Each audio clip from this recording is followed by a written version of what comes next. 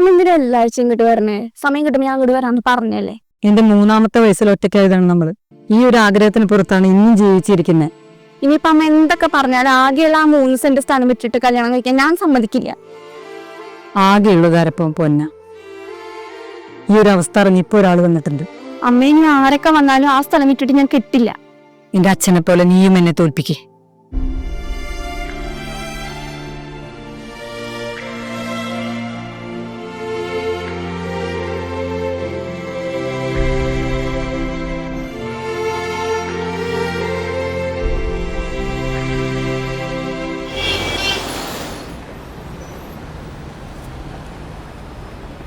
എന്തിനാ നീ വരാൻ പറഞ്ഞേ?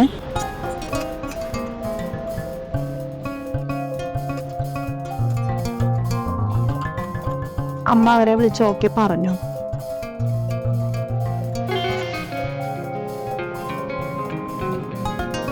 ഇത് മതി അമ്മ എന്റെ കല്യാണത്തെ.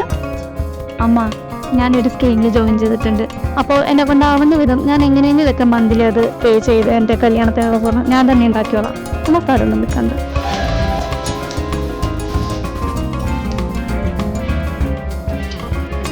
നന്നായിട്ട് നല്ലവനുണ്ട്.